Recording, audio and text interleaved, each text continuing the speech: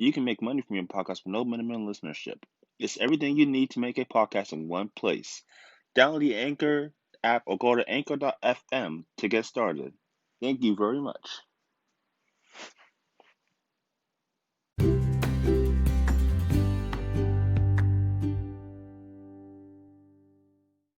Hello, good morning, everybody, and welcome to a special bonus episode of my podcast, Gotta Have Heart Wrestling, by your truly Jamal Honus. Been away for a couple of days, been working a lot here and there, but here I am, back in the flesh. I woke up, right? And the thing is, one season of the Royal Rumble coming up January 31st on the W Network, live from the Thunderdome in St. Petersburg, Florida. And I want to watch the pre-Royal Rumble. I believe one of the Royal Rumbles I just witnessed will probably have to be shocking to say the least. It's got to be up there with the top 5 shocking Rumbles of all time. Because nobody expected this to happen. Nobody, not even me, when I first saw Rumble, some at this time. This one will be from 21 years ago. Or 20 years ago, mind you. It'll be the 1999 Royal Rumble matchup. And let's say the least that this would indeed be a very corporate Rumble. The Rumble will take place on January 24th, 1999, from the Arrowhead Pond of Anaheim in Anaheim, California, with an intense record of 14,816 fans here, with the tagline, "No chance in hell." Mr. referring to Austin has no chance of hell of winning the Royal Rumble matchup here. Much thus, making Mr. Man a Royal Rumble participant himself. This is, mind you, fans, this will be only his second match in WWE at the time. The first one wrestled on April 13th, 1998 against Austin in Philadelphia, Pennsylvania that night, which went to no contest. But it's pretty surreal here how this whole event was followed. Mr. Man had his own faction, the corporation, that consists of, the Stooges, Boss Man, King, Ken Shamrock, and the newly appointed member Test. So, nonetheless, the people himself, the People's Champion, The Rock. So, Mr. Man's fashion is pretty well in hand as far as muscle size and power goes. So, yeah. It's pretty surreal here, It's crazy because, the tagline and subtitle of this event was taken in as a promise by Mr. Man himself that what he did make Austin their first entry in the Royal matchup here, that Stone Cold Steve Austin had no chance of hell win this matchup. It's crazy. The theme song to this event, "No Chance in Hell." The tagline, the phrase, the theme song. It's crazy because based on this phrase, this song will go on to become Mr. Man's entrance music from the Stable Corporation and later Justin McMahon himself, which he uses to this very day. So it's pretty mint. It's pretty a fun fact to know that the "No Chance of Hell" theme song would thus be Mr. Man's theme song, from this day on. And I'll admit, you hear that "No Chance in Hell," and it's like, this is a pretty badass song. Not only for this event, but for Mr. Man himself. This is still one of those popular songs to this very day to ever come out of the Attitude Era. So, thank Mr. Man for giving us the song to sing along to every time it comes out here. So it's pretty fun. It really is.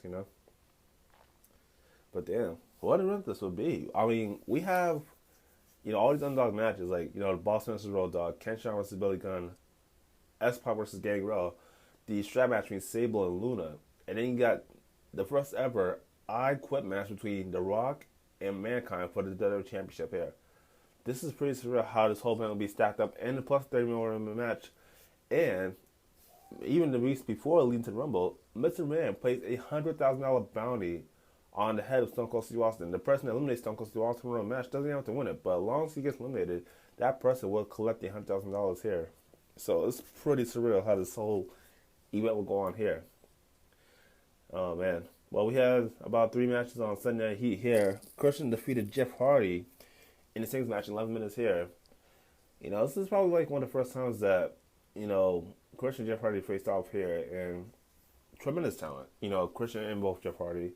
Very early stages of their career at this point. Christian, relatively newcomer. Jeff Hardy's been in the WWE for quite some time now, being the current jerker at the time, so. But yeah, athletic match between these two, man. Christian would get the win here, 11 minutes, so it's not too bad of a matchup. Let's kick off Sunday Night Heat. I guess both of these guys going on to becoming 2 of the best tag teams in WWE today, Edge and Christian and the Hardy Boys, so. It's pretty surreal what these two can do by themselves in these singles one-on-one matchup here. Pretty good match here to at least kick off Sunday Night Heat. Next match Sunday Night Heat here, we see the Job Squad of Bob Holly and Scorpio defeat Too Much of Brian Christopher and Scott Taylor. For those of you who know, Too Much will become Too Cool, Grandmaster Sexy and Scotty Jolly, hence, And then you got the Job Squad. I didn't really know much about this, but let me tell you much about this faction, the Job Squad. This is put together by Alex Snow, who did come out with Head a lot. Yeah, he had Gilbert in it, Scorpio, and Bob Holly. They were pretty good. They were like the most underrated superstars that would form this faction to at least have some success here. They didn't really find much success here because, Alex Snow and, of course, Bob Holly, who became Hardcore Holly, would become the two of the biggest members of that faction, at least get some stardom as far as, like, Bob Holly goes. And I get the Blue Meanies in this match. The Blue Meanies in this faction, too, so at the time. But guys like them, they didn't really find much success here, so. But yeah, Job Squad would defeat Too Much in 3 minutes 52 seconds. One of your shorter tag team matches, but to say the least, it was an okay match for the most part. And 3, you had a little warm match here between Mankind, who is the WWF Championship, who was scheduled to finish the championship against The Rock in the Icon match later on that night against the returning Mabel. A special challenge match up here, which this would be a host bar set up by Shane McMahon himself. Of course, Mankind won by DQ in 5 minutes 4 seconds, but after the match, he received a painful body splash by 500-pound Mabel. Mind you, Mabel, former King during 1975, returning here to WWE after a couple years of some time out of action. So it was really surprising to see Mabel here. But keep in mind, this is not the only time we're going to see Mabel out here. So keep in mind what's to happen to him later on tonight in the evening. And before we get to the event, you saw a segment by Mr. Man. This dude is calling out Stone Cold Steve Austin. And before Steve Austin gets to the ring in the building, he was denied access to the VIP lounge. Of course, he takes his truck, comes back with a Eliminator, I guess a monster truck limousine, which I don't know how those two go together, but it's pretty cool to see it though. He runs over about like 4 cars, gets his way to the building himself with the Airhead Pond, comes to the ring here, and got the conversation with Mr. Man. Mr. Man ends up slapping him, which is dubbed the slap heard round the world by Jerry Kimala on commentary. And, oh man. And we just had that little segment to close off Sunday Night Heat. And we get right to the action here. He said some superstars kicking off the event by saying, why they're going to win the Royal Rumble and how they're going to win it. So it's pretty cool here. See a little video package by Austin McMahon in the War Room matchup here. And, it's pretty cool way to kick off the Rumble. So it's pretty cool. Our first match of the evening is Big Boss Man going up against Road Dogg. Mind you, Big Boss Man is one half of the WWF Tag Team Championships, and Road Dogg is the current reigning hardcore champion. This is a little weird here. If the corporation trying to be as big as they are, they did not want the Road Dogg's hardcore championship to be on the line. And they did not want this to be a hardcore matchup here. I guess just the final process of challenge by the Boss Man here. Even though both of these men were going to compete in the War Room match later on that evening, I guess to soften Road Dogg up, as Jake Long would say. So, yeah, Big Boss Man defeated Road Dogg with the sidewalk slam in 11 minutes and 52 seconds. And pretty decent matchup. I'm a big fan of both Boss and Road Dogg. I've stressed this enough. And it's actually pretty cool to see these two go one-on-one here. And just to at least give us a good opening, here. So, yeah, I guess so far Corporation 1, DX 0. So, next up, another Corporation with DX matchup. We have Ken Shamrock, who is the current defending Intercontinental Championship, would put his title on the line here.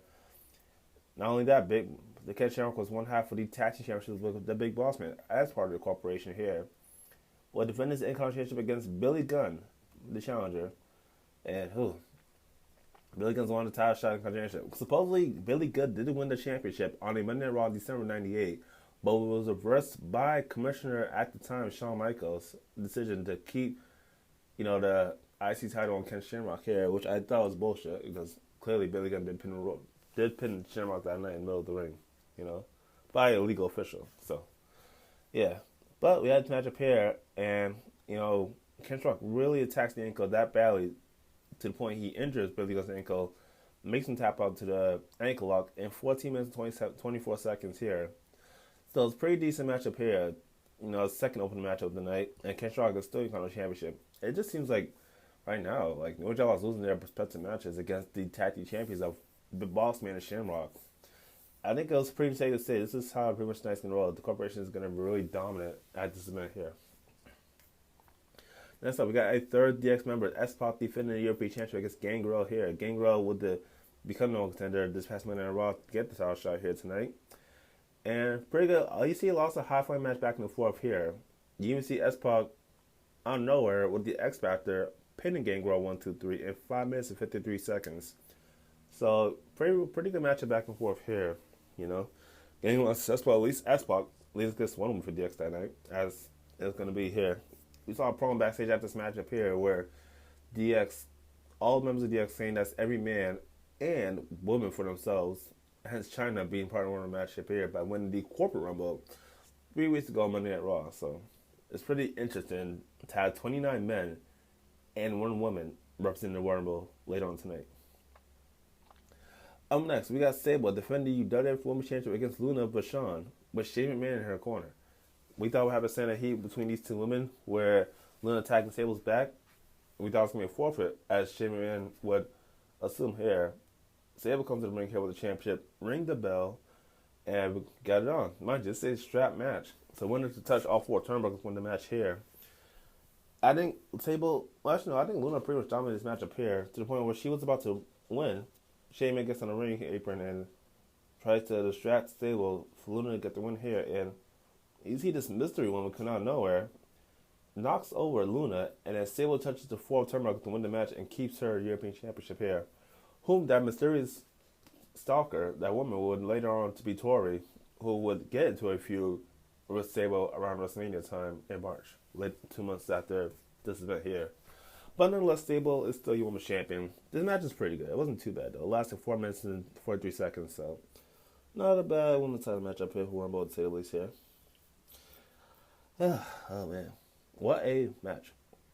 Next up, we got The Rock facing Mankind in the I Quit match, the first ever I Quit match up here for the WWE Championship here. We all saw the Monuments memorable Monday Night Raw episode January 4th, 1999 here, where Mankind beat The Rock in the main event thanks to Stone Cold Steve Austin to become the new champion in Worcester, Massachusetts that night here. And mind you, this year, I guess if fans, you notice, if you go back and watch the Monday Night War documentary, that night, to see that moment when Mankind won the WWE Championship, which all the fans really wanted, even I did, had 500,000 viewers that watched WCW Nitro that night, tuned in, turned the channels to TNN or USA Network, or whatever it was, to see Mankind win the championship. That was probably memorable, one of the most highest rated episodes of Monday Night Raw in history. It got a lot of ratings for Monday Night Raw that night, thanks to Mankind winning his first WWE Championship. So we get the rematch here. I Quit matchup here. And that should start off pretty roughly here. Both men trying to get the other one to say I quit. We see Mankind get hit in the head with the ring bell by The Rock. The Rock attempted to rock bottom Mankind through the announce table, but both men gave way, crashing through the announce table. Here we go see these guys going through the crowd here to the entrance ramp. We see The Rock planted Mankind with the DDT here. And even had a ladder involved in this matchup here, where, you know, of course, Mankind will put the ladder on top of The Rock, attempts to go for the elbow, misses it, crashes into the ladder here. And Rock would do a body slam here. And the ladder tried to get Mankind to say I quit, but Mankind just would not say I quit here. Rock sets up the ladder on the entrance ramp and climbs into this high structure near the Big Giant Royal Rumble sign. And both these men will get a top teetering on top of there. Rock hits the low blow, knocks Mankind off of there into this electrical circuit board or the sound speakers. It seemed like Mankind electrocuted because the whole power goes on the arena. I think the point of this match kind of take it a little bit too far. The lights went out the arena. They had to put the emergency lights on. I think this match kind of took a turning point for the worse here, to the point where Shane McMahon had to come out and, I guess it was pleading with The Rock to stop the match here. This is going on way too far. But of course, The Rock said, no. He's going to make Mankind say I quit, and he'd be damned if he don't. So I think this is where that violent, vicious Rock side came out here, which we hadn't seen ever in his career. So I think this match, like, really monumentally made The Rock into a violent person here. And we saw that mean, vicious streak of The Rock, that side of The Rock here. Of course, gets Mankind back in the ring here, to the point where he handcuffs him in the middle of the ring. This is where things took a really sharp turn here. Oh, man, you see The Rock, dominated. Mankind tried to come back with a low blow by the legs, even tempting to bite the Rock in his ear. And Rockman said, I quit here. And Rockman knocks Mankind back down, gets a steel chair, puts it to Mankind's head, and hits him with the people's elbow here. And, oh man, Mankind just still wants to say, I quit. Then, this is where all those chair shots, those infamous chair shots to Mankind's head gets put here. As The Rock takes 2 chair shots at first, tries to get Mankind to say I quit, no cigar. 3 more chair shots here. He still tried to get Mankind to say quit. He still will not quit in this matchup. It is pretty surreal here to see how Mankind really wanted to keep his WWE Championship on him and have his dream to make it WrestleMania as a champion. He goes to the outside the ring here. Rock takes about 2 or 3 more chair shots here along the ring apron. They go towards up the entrance ramp and 3 more chair shots, even one knocking Mankind below onto his knees and onto his stomach. Oh man.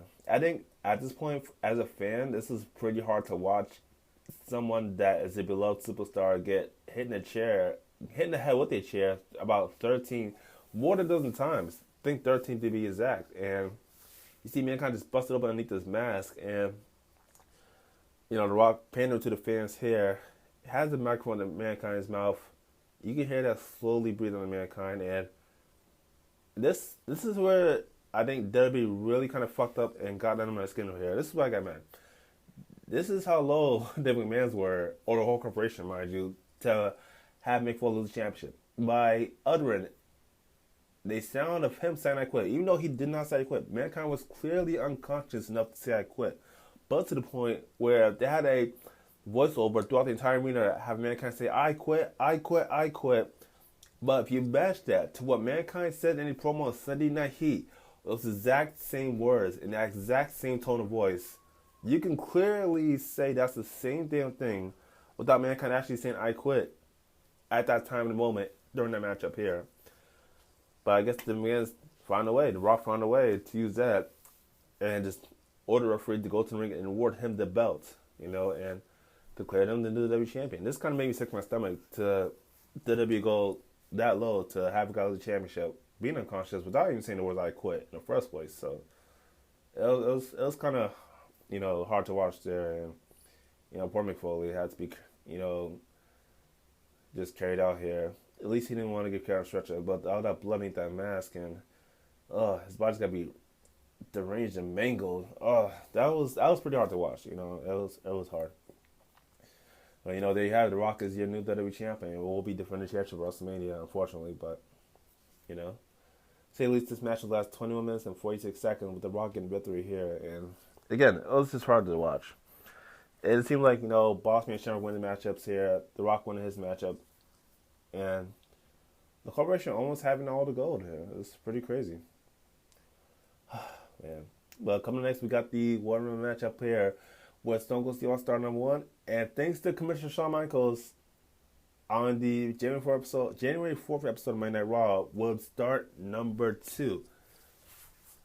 I think it's clear to say that, Stone Cold is going to beat Mr. Man's A-double crooked letter all night long. So, it's pretty surreal here. We got Stone Cold Steve Austin coming out first, Mr. Man coming out next here. Number 3, Golga, because Stone Cold Steve Austin eliminates him in 15 seconds.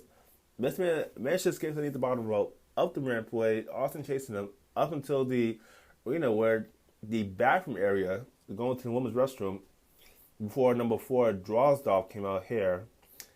And they're leading to the women's restroom, so that's kind of weird for them to go to the women's restroom. But the trap, the corporation, Bossman, Shamrock, and Tess attacking Austin from behind here. Cameron gets knocked down, so we couldn't see what else happened during that time. We see Drozdoff in the ring by himself. Outnumbered before it comes out Edge. They're fighting. And number 6, Gilbert. This was probably the second, third time we see the Gilbert character come out. We know that it's Dwayne Gill from when we first saw him at the Survivor Series in that 30-second matchup against Mankind. But Gilbert. But Edge made quick work of him, eliminated Gilbert in 6 seconds. So don't worry, Gilbert didn't break the record for the shortest time room matchup. That would still be held by Santino Marella 10 years later in 2009 in Detroit. So, yeah. And we see just go backstage area. We see Austin just laying out there on the bathroom floor getting carried out here by EMTs outside the ring. We see number 7, Steve Blackman, number 8, Dan the Beast Severn, and number 9, Tiger Allison, and 10, the Blue Meanie coming out here. And I found this strange here because when they had the 0 countdown, number 11 did not come out. Supposedly, number 11 was supposed to be Mosh. But Mabel, who seen us saying that he would take his place, the 500-pound Mabel, former king of the ring, would come out here and eliminate Steve Blackman, Dan the Severn, Tiger Allison, and the Blue Meanie until it came down to number 12, the Road Dogg coming in here. Mabel eliminated Edge as well. And then we see the lights go out here. The Undertaker's theme song hits. I thought I was confused at this point, but The Undertaker did promise a sacrifice would happen during the Royal Rumble match up here. And we see Bradshaw Farouk, the Acolytes, and Midian come into the ring, eliminate Mabel in a minute and 26 seconds. We see them meet up the instrument with The Undertaker and Paul Bearer. The Undertaker trying to get into the head of playing a sick mind game to try to control Midian, who will later become Viscera, as part of the Ministry of Darkness group that was led by the Lord of Darkness himself, The Undertaker. Leaving the Road Dogg by himself here, out comes Gangrel, number 13. Road Dogg makes quick work of him in 26 seconds. Out comes 14, number Kurgan. 15, Al Snow. 16, Mankind. And 17, The Godfather here. So you can pretty much start to the field here. If you look, I think this was the first time that we see Goldust coming out here where he had the little black thing underneath his chin connected all the way to his left and right ears here, with the top of his head being gold. So this is kind of a unique look. I actually never seen that. Usually Goldust's whole head area will be covered in gold paint, but you see all that black paint kind of underneath the chin area and the ears area as well. So this is kind of the first here for us to see that. Out number 18 comes Kane, which he eliminate Road Dogg and eliminate Kurgan, Goldust, and the Godfather here before the White Coats. And Kane would abruptly eliminate himself. He would jump over the top rope, eliminate himself, try to run away, so the White Coats will take him back to the insane asylum, as Mr. Man had promised if Kane ever did cross his side one time. So it kind of sucked, because I really wanted to see Kane dominate the general match here. This would be Kane's first Rumble, but Kane only lasted 53 seconds, sadly. As number 19, Ken Shawn comes out, we see Mr. Man coming to the ring here. And, not his ripped up body 60-year-old man of himself, but in his, long black sleeve sweater, long black sleeve sweater attire here. And out comes the number 20, Billy Gunn, Test 21, and 22, Big Boss Man. So it's safe to say that, even when The Undertaker, keep in mind, see this segment right here. You see The Undertaker and the Ministry of Darkness try to put Mabel inside the back of his hearse. You see that ambulance coming back. Austin driving that ambulance himself. You see his look on Mr. Man's face. As soon as you can see oh shit. He had that oh shit look on his face like Austin's back. That was so surreal. I love that moment. Austin get out of the ambulance. He's calling his way to the ring. And he's on his way to whoop Mr. Man's ass. This would be pretty cool here to see. As number 22 Big Boss Man comes out, you see Stone Cold coming out before him. So, yeah. And out comes number 23, Triple H here. Number 24, Val Venus. And number 25, X-Pac here. So it's safe to say that this run match will be at least straight on without any more surprises here on out. Number 26, Mark Henry. Number 27, Jeff Jarrett. Number 20, D'Lo Brown. Number 29, Owen Hart. I think a moment's matchup here, you saw Austin get outside the ring, underneath the bottom rope, not over the top rope, drink a pitcher of cold water and splash on Mr. Man when Mr. Man was on commentary. And Mr. Man, seeing that look on his face, he's just daring, really, for anybody. He doesn't even care if it's a non-corporate member to eliminate Austin, so he could at least give the $100,000 bounty to somebody that eliminated Austin. But unsuccessfully, they didn't. And for the first time ever, number 30, a woman, Chyna, representing D-Generation X, comes out here, number 30, eliminates Sexual Chocolate. That's huge. That's a huge elimination for Chyna to eliminate over 400 pounds of Mark Henry here. But her celebration will be short-lived as she was eliminated by Austin. That Austin didn't really give a damn if you're a man or woman, you're out of there. As Stone Cold Steve Austin's number one goal was to go to WrestleMania and get back his WWE Championship here. So coming out to all 6 men here. Rob Venus got eliminated, Jeff Jarrett also as well.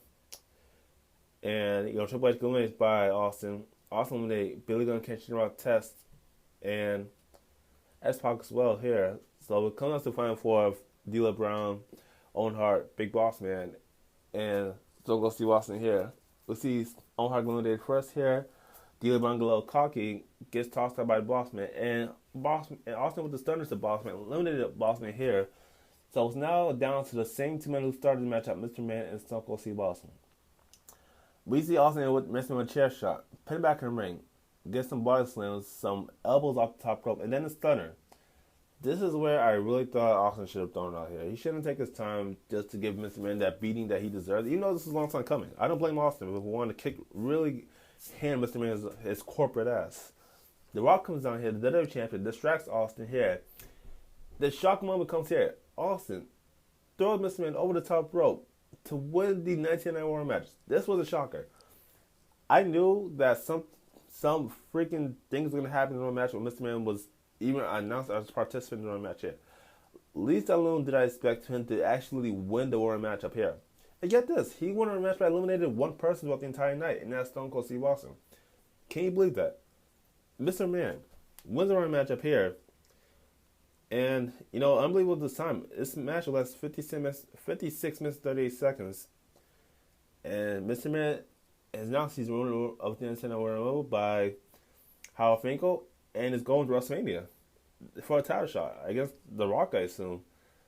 This was pretty surreal here for Mr. Man to say Austin had no chance in hell of winning a match, let alone himself winning the Warrior match himself. This is pretty crazy. This is one of those shocking moments in today's history, the shocking events to ever occur at a Warrior match before. This is pretty surreal here. I'm like, wow, after all that, this is really a corporate rumble. You got the Boss Man, Test, The Rock become new WWE champion, and Mr. Man winning a match up here. This was a very corporate-owned rumble event that night. Oh, man, we see the video package of how it stayed the entire night. And the last image of Austin, Mr. Man having a cold one with the Stooges and his son Shane Man, just to rub it in on Austin with that, a beer celebration, I guess. And Mr. Man won a rumble, and Mr. Man is apparently going to WrestleMania. That is fucking surreal here. Oh, man. I would at least put this up there. This meant probably 3.3 3.75 stars out of 5 stars here this whole event. So this is pretty surreal.